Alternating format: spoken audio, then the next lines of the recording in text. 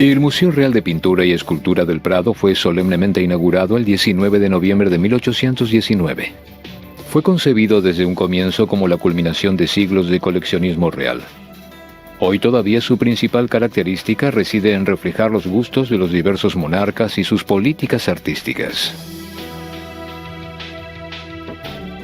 El gran Tiziano, por ejemplo, fue el retratista oficial de Carlos V, que lo colmó de honores y de riquezas que ningún otro pintor había conocido hasta aquel entonces. Pero es gracias a su hijo Felipe II que el museo puede jactarse de poseer la colección más importante del mundo de obras de Hieronymus Bosch. Felipe, educado en España en la época de la lucha entre la ortodoxia y la herejía protestante, reconoció en las extrañas fantasías de El Bosco una condena a los vicios humanos en perfecta concordancia con su espíritu y su estricta religiosidad. Si hasta el siglo XVI el coleccionismo español se orientaba sobre todo hacia artistas extranjeros, en el siglo XVII, el siglo de oro del arte español, las colecciones reales se enriquecieron con obras de José de Rivera, Diego Velázquez y Francisco Zurbarán. Por otra parte, Felipe IV, mecenas y comitente de Velázquez, manifestaba un vivo interés por la producción del Renacimiento italiano, al punto de enviar al pintor a Italia para que éste comprara varios cuadros para sus colecciones. Fue así que llegaron a Madrid obras maestras de Mantegna y Rafael. Cuando los Borbones se establecieron en España, con el ascenso al trono de Felipe V en 1700, los artistas franceses también se beneficiaron con puestos oficiales en la corte española. La corte de Carlos V estuvo dominada por la personalidad de Francisco de Goya y Lucientes, cuyas obras constituyen la colección más rica del museo. Pero fue Fernando VII en el siglo XIX quien imprimió un giro en la política de la monarquía, decidiendo la creación de un museo financiado con sus propios fondos.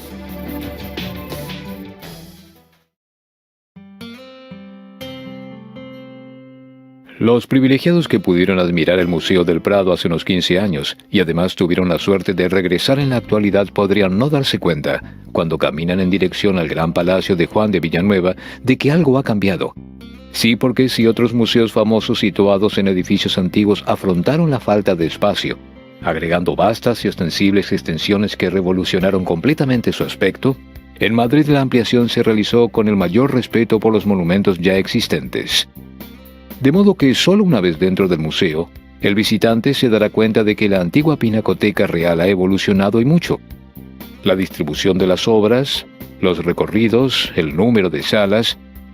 Pero este cambio no perturbará en absoluto al viajero que quiera volver sobre los pasos del pasado, y el nuevo hálito del museo no podrá sino reavivar su alegría de reencontrarse con la deslumbrante colección de pinturas españolas, así como con los maestros flamencos, holandeses, italianos, alemanes. Con la misma emoción de la primera vez volverá a buscar las obras de Goya y el Greco. Se dejará sorprender por el Bosco y Bruegel, dialogará en silencio con el autorretrato de Herurero y saludará a Rafael y a Antonello da Messina. Feliz el viajero. Se reencontrará con el mismo Prado que conservaba en su memoria, y lo que es mejor, ¿qué más se podría pedir en la alta meseta madrileña una bella tarde de primavera?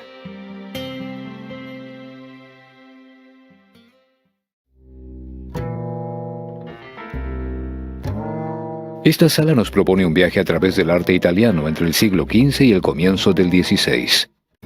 La Anunciación de Fra Angelico constituye un magnífico ejemplo de la religiosidad del monje artista.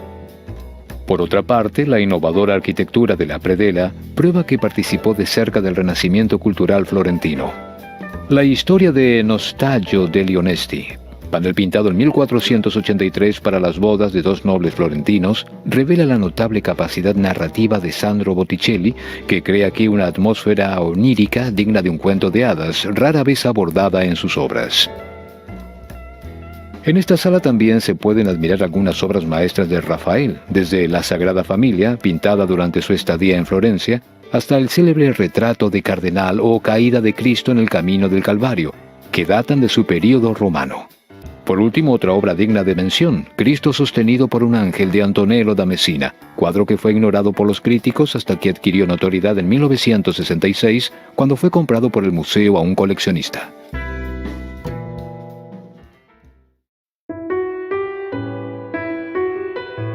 Esta escena se inspira de los evangelios apócrifos. La Virgen, luego de que San Miguel le anuncia la llegada inminente de su muerte, convoca a todos los apóstoles a su alrededor.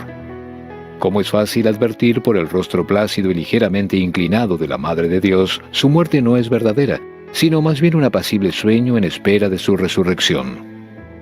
San Juan Evangelista, en primer plano a la izquierda, enarbola bien alta la rama de palmera con la que acompañará el féretro. Detrás del lecho, en el centro, Pedro hojea un misal. Cerca de él, un apóstol tiene el aspersorio, el recipiente que contiene agua bendita. Otro, retratado de espaldas con audacia, esparce incienso sobre el cuerpo inerte. Cada figura posee una presencia fuerte y escultural. El artista tomó quizás el ejemplo de Donatello, que trabajó durante largo tiempo en Padua a mediados del siglo XV. Esta pequeña escena obedece a una perspectiva admirable, puesta en valor por el embaldosado endamero del suelo.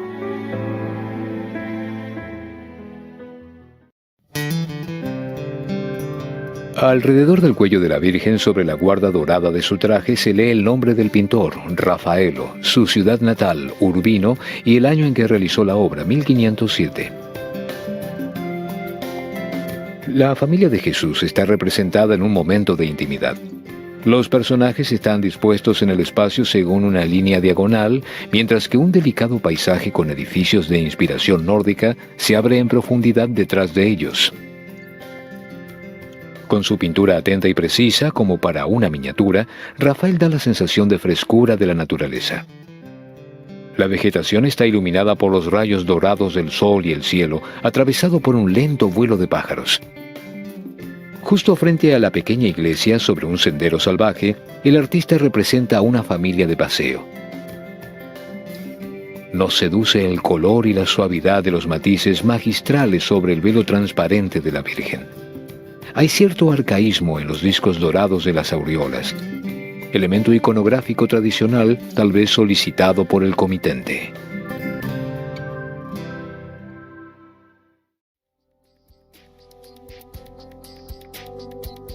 Esta pintura de Rafael representa una de las caídas de Cristo, agotado luego de su dolorosa ascensión del monte Gólgota después de la flagelación.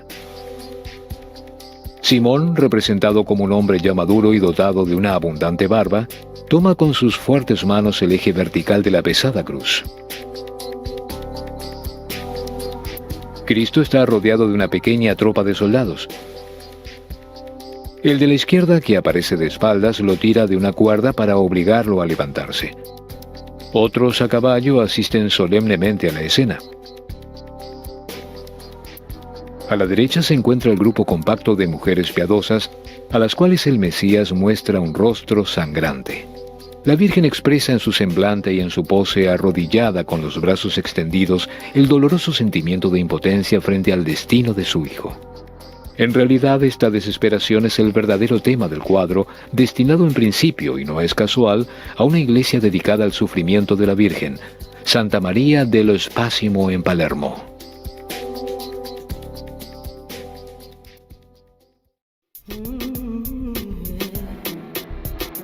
La escena parece estar dividida en dos partes que representan dos momentos narrativos distintos, el pecado original y la anunciación, cronológicamente alejados pero estrechamente ligados. Los diferentes decorados donde se desarrollan estos episodios contribuyen a separarlos, pero también a acercarlos. La espaciosa loggia de mármoles multicolores que se abre sobre la derecha y que acoge a la Virgen y al ángel parece posada sobre un delicado prado en flor. Sobre la izquierda, este mismo prado revela ser el jardín del Edén, del cual la humanidad pecadora es expulsada en espera del nacimiento del Salvador. Las siluetas curvadas de Adán y Eva alejándose del paraíso ilustran el pecado original, del cual solo el nacimiento de Cristo, prefigurado por la Anunciación, podrá rescatar a la humanidad. La luz del Espíritu Santo, enviada por las manos de Dios en forma de rayo dorado, atraviesa ambas partes del cuadro para alcanzar a María, que la recibe con humildad. La espiritualidad imperturbable de los rostros de la Virgen y el ángel hace de esta obra un bello ejemplo de la intensa religiosidad del pintor, monje dominicano.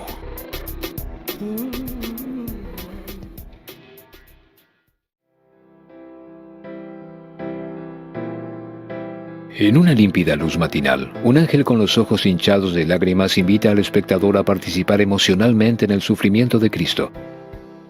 El cuerpo del Salvador en primer plano, la cabeza inclinada hacia atrás, al igual que su fisonomía, recuerdan mucho a la Piedad de Bellini, hoy expuesta en el Vaticano. Si bien el rostro de Cristo, con los ojos cerrados y la boca abierta, expresa sufrimiento, la sangre chorreada sobre su piel y su mano abandonada que deja entrever su herida, la belleza de su cuerpo aún vigoroso aunque sin vida, parece contradecirse con las secuelas de su martirio, al punto que se podría decir que reina aquí una atmósfera de apacible contemplación más que de dolorosa desesperación.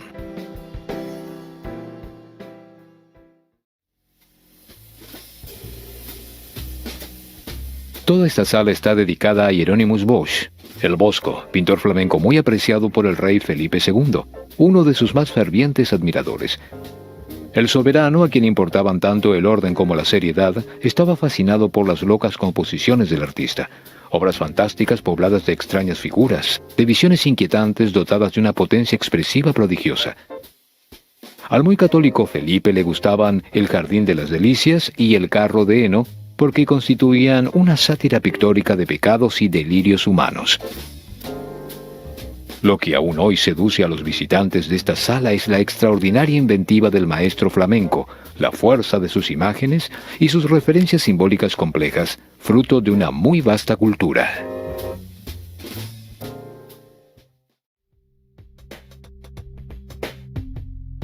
En este triunfo de la muerte, tema típicamente medieval, Bruegel organiza con gran habilidad una escena de multitudes situada en un paisaje árido, devastado por incendios, donde abundan suplicios y esqueletos. La mitad derecha de la obra es más intensa que la izquierda, donde los elementos están menos condensados. Sin embargo, ambas partes se encuentran estrechamente ligadas por el primer plano, que presenta 5 tipos de personajes: el emperador, el cardenal, el peregrino, los guerreros y la pareja de enamorados que entona su última canción.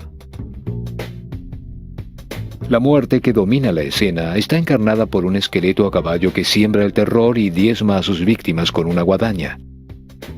La armada de la muerte corta toda vía de escape a los infelices, bloqueando herméticamente el paso hacia la derecha.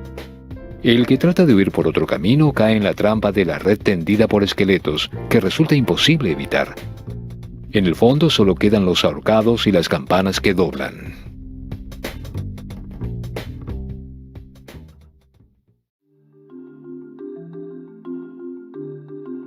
En el panel izquierdo del tríptico, el Bosco muestra la creación de la primera mujer, Eva. El artista la transforma así en la fuente de la lujuria que describe con una imaginación desbordante en el panel central por medio de una representación alegórica compleja. En un paisaje de horizonte alto visto a vuelo de pájaro, vive una multitud de pequeñas criaturas en busca del placer de los sentidos. Hombres y mujeres, en pareja o en grupo. Muchos de ellos comen frutas salvajes o se divierten con ellas, símbolos de placer. Abajo, a la izquierda, una concha de mejillón, emblema de la mujer, aprisiona a 2 amantes. Cerca, una bola de cristal, signo de la fragilidad del amor carnal, encierra a otra pareja. El corazón de la composición es la fuente de la juventud, en torno a la cual giran los caballeros de la lujuria. El fondo está ocupado por el estanque de la voluptuosidad, sobre el cual flota un globo azul, teatro de nuevas acrobacias lascivas. El Bosco reserva el panel derecho a sus intenciones moralistas, narrando el castigo a los pecadores en un extraño infierno musical, donde los instrumentos sirven de potro para originales suplicios.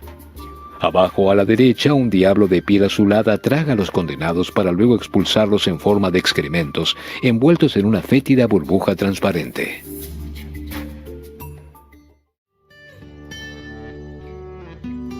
Un proverbio flamenco dice: «El mundo es como un carro de heno, cada cual atrapa lo que puede».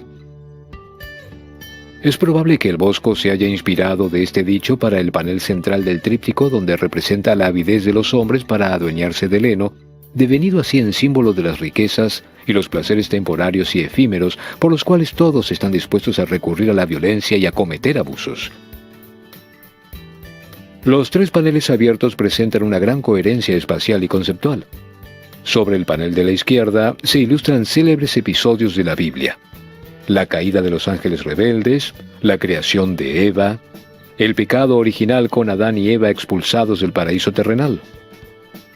Siguiendo la lectura de este relato pictórico, luego de la caída aparecen los hombres, demasiado apegados a los bienes materiales y llevando una vida de placeres que los conducirá inexorablemente a la condena. En el centro, un grupo de diablos y monstruos, alegorías de las pasiones, tira el carro hacia la derecha en dirección a los tormentos eternos del infierno.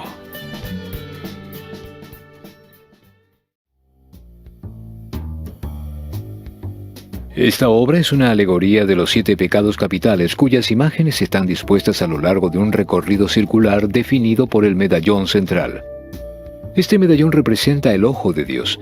En el centro, en lugar de la pupila, la figura de Cristo resucitado advierte a aquellos que quisieran entregarse al pecado. Bajo el Cristo que sale del sepulcro está escrito: Cave, cave Dominus videt. Ten cuidado, el Señor te observa. Alrededor de este ojo, el bosco representa los 7 pecados capitales por medio de pequeñas escenas ricas en detalles graciosos, como el del hombre con la cabeza encastrada en una mesa, en el panel dedicado a la cólera. Los medallones en los ángulos del cuadro ilustran la muerte del hombre, con el ángel y el diablo encaramados a la cabecera de la cama, a la espera del último suspiro del moribundo. Luego el juicio final, con el Padre Eterno rodeado de 4 ángeles que hacen sonar las trompetas del juicio. Por último, abajo, los condenados sufren en el infierno y los bienaventurados gozan del paraíso.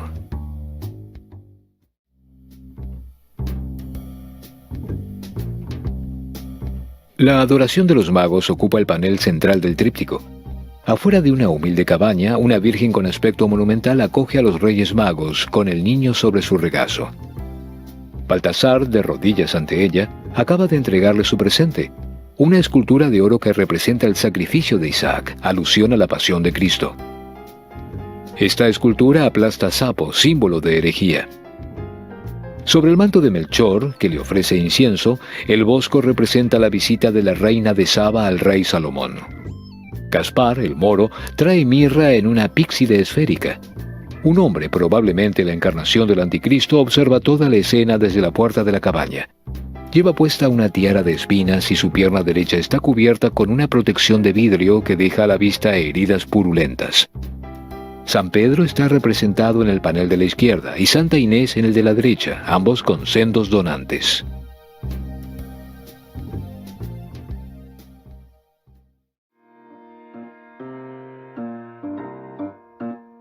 Esta sala está dedicada a la pintura del Renacimiento alemán.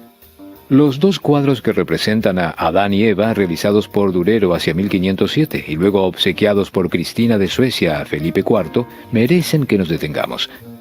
Fueron pintados en Nuremberg, justo después de que el artista regresara de su segundo viaje a Italia. El tema bíblico sirve de pretexto al pintor, que intenta en realidad sintetizar las enseñanzas de la pintura italiana sobre la perfección del cuerpo humano. El autorretrato del artista expuesto en esta sala, efectuado en 1498, cuando ya había alcanzado renombre internacional, también es de gran calidad.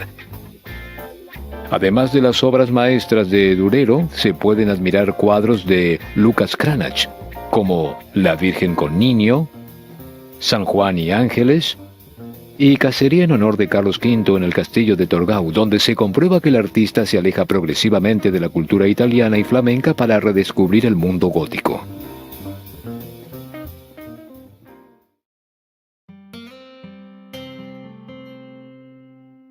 Al lado del monograma AD, con el que Durero firmaba habitualmente sus obras, se lee la siguiente inscripción: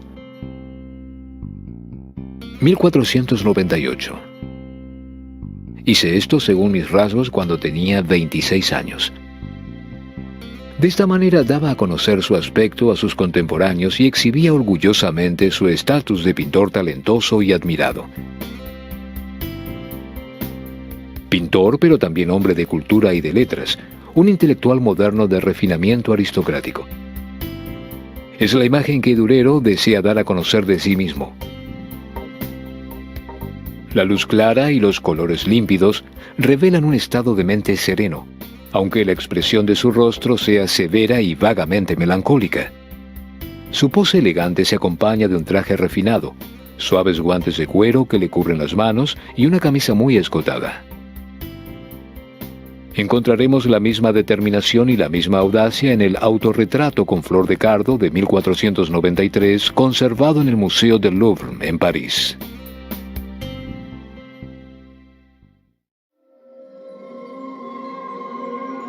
Este cuadro y su gemelo, también conservado en el Prado, representan dos escenas de cacería de ciervos realizadas en honor del emperador Carlos V por el príncipe elector de Sajonia en el parque del castillo de Torgau.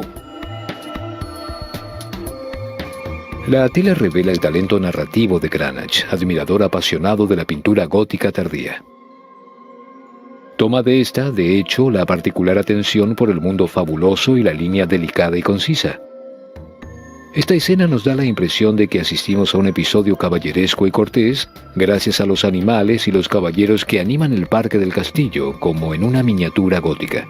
Abajo, a la izquierda, vemos al emperador y al elector de Sajonia junto a algunos caballeros ocupados en cazar con sus ballestas los numerosos ciervos cuyas cornamentas emergen de las aguas del río un poco más arriba.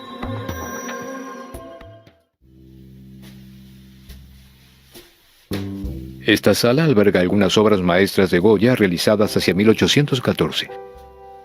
Aquel año el pintor pidió permiso al Consejo de la Regencia para ilustrar la insurrección madrileña contra las tropas napoleónicas ocurrida 6 años antes. Dos cuadros, el 2 de mayo de 1808 y el 3 de mayo de 1808, ilustran toda la violencia de la guerra con realismo y empatía. Su ausencia de retórica y su implicancia sincera son sublimadas por la fuerza dramática de la interpretación de los colores. El artista, que en 1815 se representó hastiado y desencantado con una extraordinaria tela, también conservada en esta sala, se sentía muy afectado por los dramas vividos años antes y deseaba celebrar el coraje demostrado con una resistencia heroica.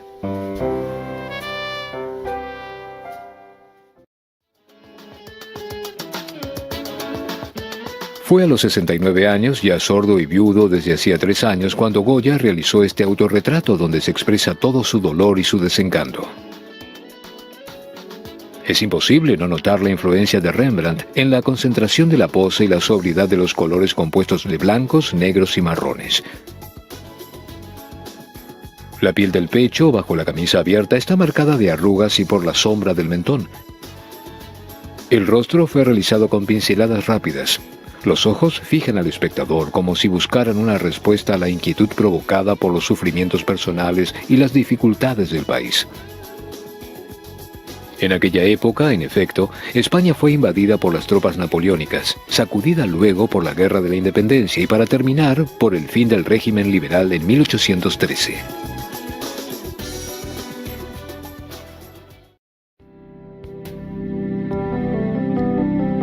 Este lienzo representa a los patriotas madrileños partidarios de la insurrección contra las tropas napoleónicas frente al pelotón de fusilamiento. El artista no muestra el rostro de los soldados franceses, considerándolos sin duda como simples instrumentos de represión. En cambio, el grupo de condenados está representado de manera muy precisa y humana. Cada individuo se prepara para morir de una manera diferente. Un joven de blanco, con los brazos levantados, resalta con sus cabellos hirsutos y sus ojos desorbitados, ofreciendo impetuosamente su pecho a las balas enemigas. Detrás de él, un camarada se cubre los ojos para no asistir a su injusto final. En primera línea de la fila de espera, al costado del pelotón, un hombre se muerde las manos, otro se arranca los cabellos, otro reza arrodillado. Los cadáveres amontonados de los fusilados yacen en el suelo sobre su propia sangre. La intensa luz amarilla de un gran farol ilumina la escena.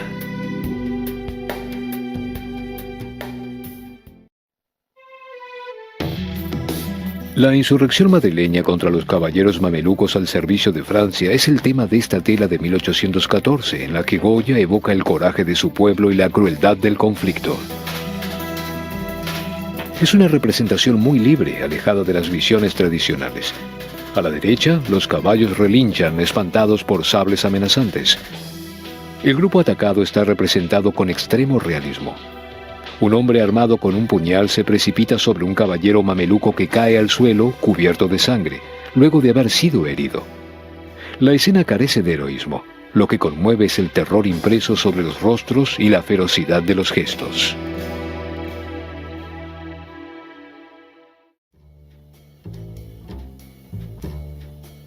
Esta sala está dedicada a las célebres pinturas negras de Francisco de Goya y Lucientes. Estas pinturas murales provienen de la Quinta del Sordo, la casa de campo donde se retiró en 1819 cuando ya había perdido la audición, de ahí el nombre de la residencia. Afectado por la enfermedad, desilusionado por el oscurantismo de Fernando VII, que buscaba reprimir todo liberalismo, y viendo fracasar los ideales de la Ilustración, Goya expresó en esta serie de pinturas su trágica visión del mundo, dominado por el mal y movido por una fuerza salvaje.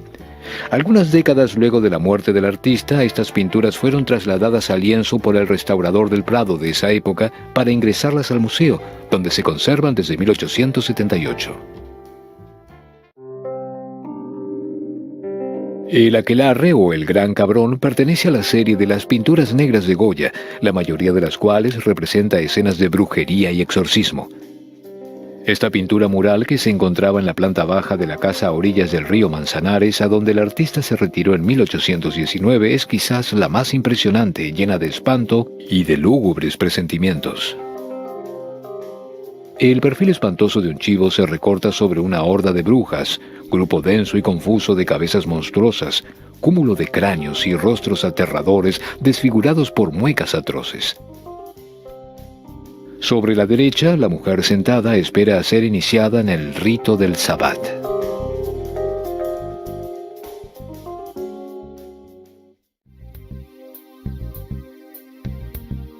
Saturno devorando a uno de sus hijos es la más significativa de las pinturas negras realizadas por Goya en su casa de campo conocida como la Quinta del Sordo. Encarnación suprema del mal, Saturno es un monstruo deforme que surge de la sombra, los ojos desorbitados y la boca abierta dispuesta a tragar el cuerpo de su hijo ya amputado y chorreante de sangre. Saturno, que según la tradición devoró a sus hijos para evitar perder el trono, aprieta a la víctima entre sus manos fuertes y nerviosas. El tema expresa perfectamente el estado de ánimo de Goya cuando se refugió en esta casa, afectado por la enfermedad y la violenta represión del régimen liberal llevada a cabo por Fernando VII, que había destruido los ideales de la Ilustración y de la Revolución Francesa.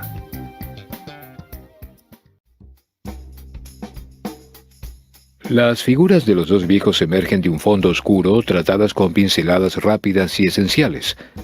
Las manos, en particular las del hombre curvado, están apenas esbozadas, casi abstractas.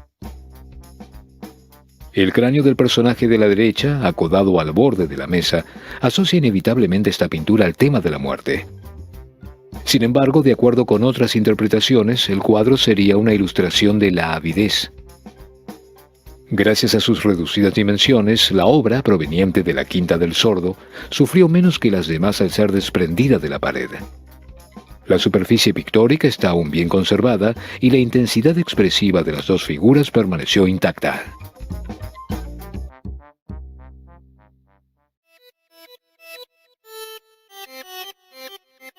Esta sala nos informa sobre la obra de El Greco al comenzar el siglo XVII.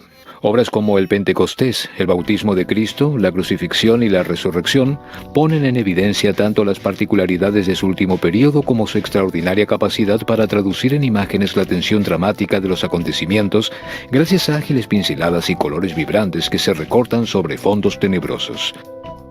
Otras características del Greco: composiciones netamente verticales que comportan deformaciones al límite de lo real. Podemos observar aquí cierto vínculo con el Tintoretto de la última época, pero también una tendencia mística y espiritual propia de los medios más fervientes de la Contrarreforma, lo cual explica la originalidad expresiva de sus obras.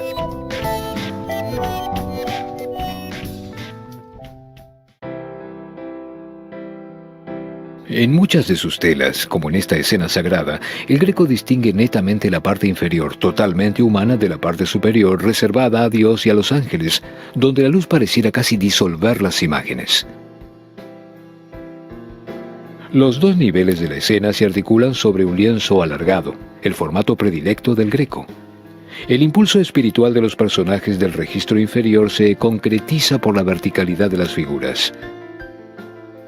Juan Bautista, desnudo y poderoso, a pesar de un estiramiento de los miembros típico del Greco, vierte con ayuda de una concha el agua del bautismo sobre la cabeza de Cristo. Justo abajo, una paloma acompañada de un rayo de luz simboliza el Espíritu Santo.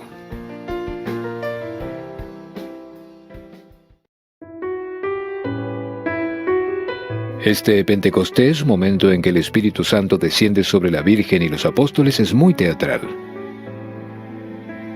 El Greco, como es habitual, distingue claramente la parte superior, la esfera divina, de la parte inferior, totalmente humana, pero estableciendo una unión. Los apóstoles están transfigurados por la más prodigiosa de las emociones. Se proyectan fuera de su condición natural para alcanzar al Espíritu Santo, que llega a ellos en forma de pequeñas llamas. El Greco confiere a las figuras una dinámica circular, orquestando los gestos de los personajes en primer plano de modo tal que deja lo más visibles posible a los del segundo plano.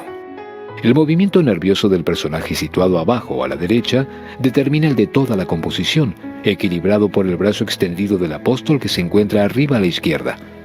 Las figuras situadas en los otros dos ángulos de la tela se equilibran de la misma manera, formando dos diagonales que se cruzan cerca de los pies de la Virgen. La técnica pictórica de esta crucifixión es típica de las obras tardías del Greco. Sobre el fondo sombrío, los colores casi fluorescentes de los mantos y las túnicas, sublimados por efectos de luz, resaltan por su increíble brillo y variedad. Con su ágil pincelada y sus colores vibrantes, el artista traduce en imágenes la tensión dramática del acontecimiento, fijando los gestos de los personajes. La obra está cargada de misticismo y las figuras, en esta atmósfera sugestiva, pierden prácticamente su corporeidad. Nos damos cuenta en las alas impalpables de los ángeles que recogen la sangre vertida por las heridas de Cristo. El formato alargado del lienzo guía la mirada del observador de abajo hacia arriba, zona reservada a Cristo y los ángeles.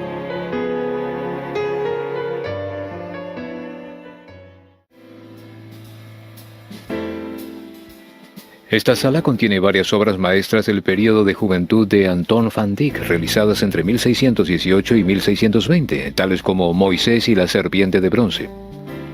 La influencia de su maestro, Peter Paul Rubens, todavía es palpable en estas telas, pero la luminosidad de la superficie pictórica y la habilidad de la composición son muy personales.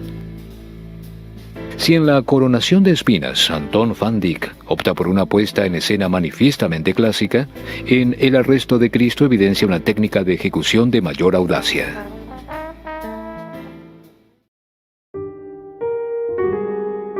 Por medio de amplias pinceladas, el joven van Dyck revisita un tema inspirado en los maestros italianos como Tintoretto y da prueba de una excepcional capacidad de ejecución. En la oscura noche iluminada por el resplandor de una antorcha, Judas conduce a los soldados junto a Jesús, que se había retirado para orar con los apóstoles en el jardín de Getsemaní.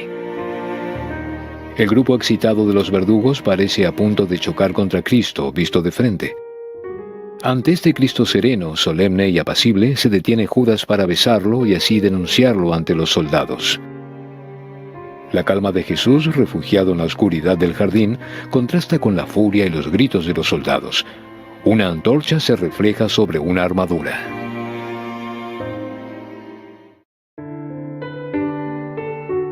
Esta obra fue obsequiada por Van Dyck a su maestro Rubens, a cuyo atelier ingresó hacia 1615, cerca de los 16 años. El rostro de Cristo, que acaba de ser desatado, es grave y resignado. Su cabeza se inclina sobre un hombro y sus brazos cansados se abandonan sobre sus muslos.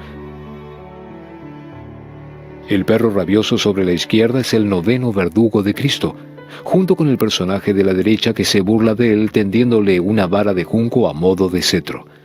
Todos los gestos de los personajes, excepto el hombre que parece a punto de lanzar un puñetazo, están retenidos. Van Dyck no quiere insistir sobre el punto dramático de la narración. La composición es mesurada. Los efectos de luz son hábiles, como los reflejos sobre la armadura del hombre que corona a Jesús.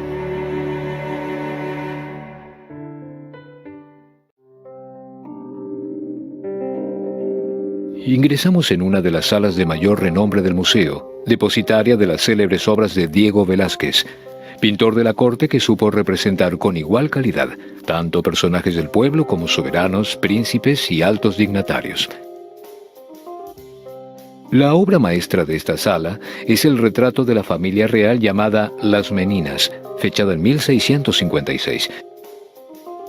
Este cuadro que Felipe IV adoraba debe su reputación a la ingeniosa innovación y a los efectos de ilusión a los cuales recurrió el pintor para disponer los personajes. Entre las demás pinturas de Velázquez aquí conservadas, recordemos el famoso retrato del primer ministro de Felipe IV, el Conde Duque de Olivares a caballo de 1634 y el Triunfo de Baco de 1628, donde toma a broma el tema mitológico.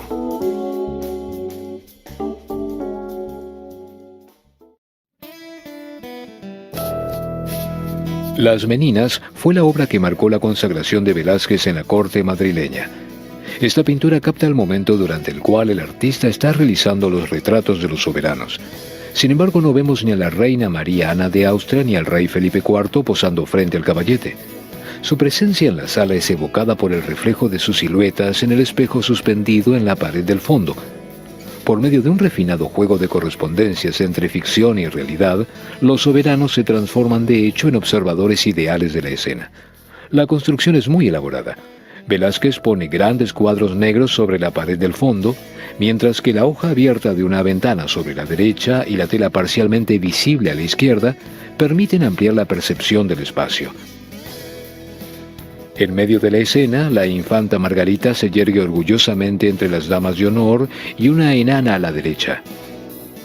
Una se pone de rodillas frente a la infanta, mientras que la otra se inclina en su dirección, de manera que Margarita, de pie con su largo vestido, se vuelve el centro de la acción.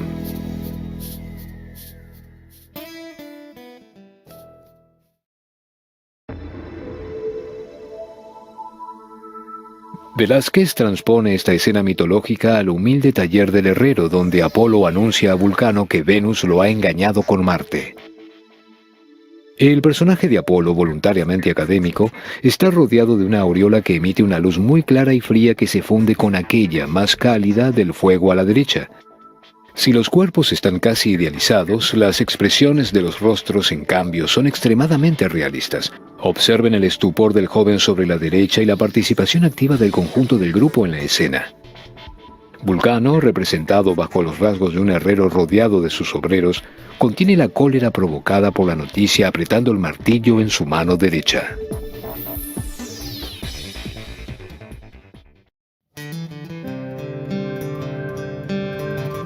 Seriedad e ironía caracterizan esta tela, donde conviven la celebración áulica del dios mitológico Baco y una escena de la vida cotidiana.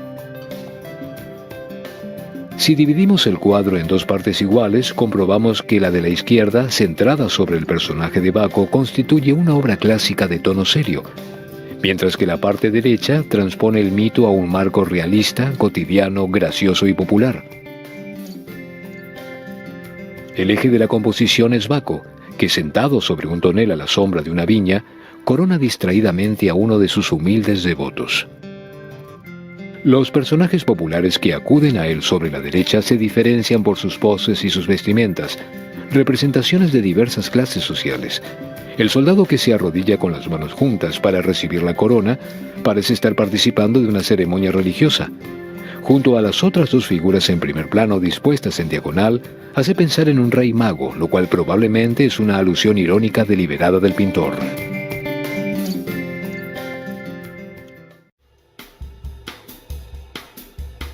La maja desnuda, por su audacia y su realismo, es la gran atracción para los visitantes de esta sala dedicada al genio de Francisco de Goya y Lucientes. Obra gemela de La maja vestida, junto a ella es una de las más célebres imágenes de la belleza femenina. Se trata de una espléndida Venus que exhibe con descaro su belleza ante la mirada fascinada de sus espectadores. Un registro del Gran Inquisidor consideraba a la maja como tema indecente. Es cierto que la mujer se descubre sin ningún pudor, pero su frescura fue fuente de inspiración a lo largo del tiempo para numerosos artistas, empezando por Edouard Manet.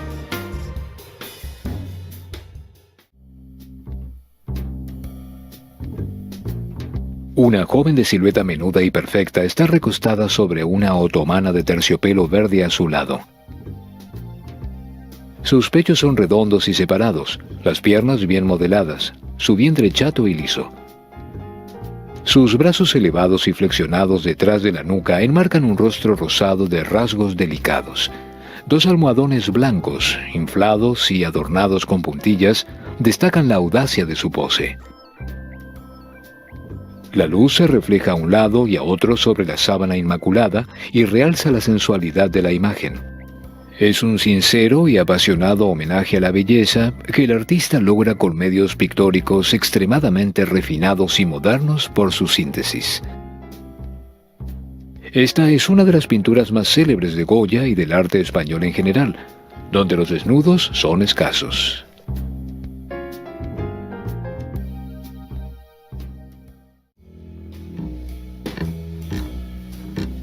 Esta sala alberga varias obras de arte de Tiziano, maestro conocido y admirado en toda Europa.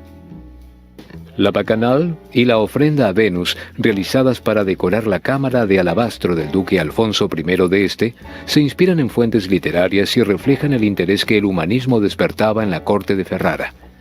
Danae, al igual que Venus y Adonis, pintados entre 1553 y 1554 para el rey Felipe V, forman parte de las famosas poesías, como llamaba el autor a sus cuadros de temas mitológicos. Su intención no se limitaba a pintar temas atractivos y formas cautivantes. Quería que sus obras transmitieran significaciones alegóricas y morales profundas. En esta sala se pueden apreciar igualmente retratos como el de la emperatriz Isabel de Portugal, donde Tiziano dio prueba de una extraordinaria capacidad de interpretación sin siquiera haber tenido la modelo a la vista.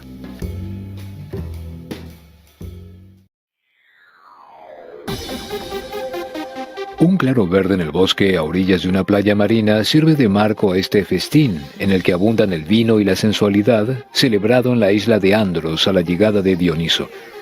Al lado de Ariadna, que el dios conoció en la isla de Naxos, un ángel levanta su túnica y orina de manera irreverente en un charco de vino. En el centro, dos jóvenes con generosos escotes apenas han terminado de tocar la flauta. La de la derecha, que tiene un ramillete de violetas en su oreja izquierda, tendría los rasgos de Violante, la amada de Tiziano. En el suelo, cerca de ellas, yace una partitura musical sobre la cual se puede leer: el que bebe sin volver a beber no sabe lo que es beber. A la derecha, un grupo de jóvenes a los que el vino ha alegrado se abandonan a la danza, haciendo revolotear sus vestidos claros. El color, cálido y rico, se ve intensificado por la luz dorada que, cual filigrana, realza cada detalle del cuadro.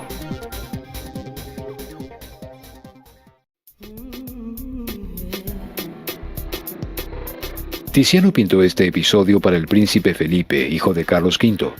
Lo definió como una de sus poesías. El artista llamaba poesías a sus cuadros de tema mitológico, cuya función era mostrar que la pintura podía mostrar contenidos tan complejos como los que estaban reservados a la literatura. Esta escena ilustra el amor de Venus por el bello cazador Adonis. La diosa intenta impedir que su amado acuda a la cacería donde encontrará la muerte. La tormenta amenazante permite presagiar el drama a punto de suceder, mientras que Cupido, inconsciente, duerme bajo los árboles. El desnudo de Venus, visto de espaldas, debía ser simétrico al de Danae, representado de frente. Los dos perros listos para la caza constituyen un magnífico detalle con el que Tiziano expresa al máximo de sus capacidades su particular cromatismo.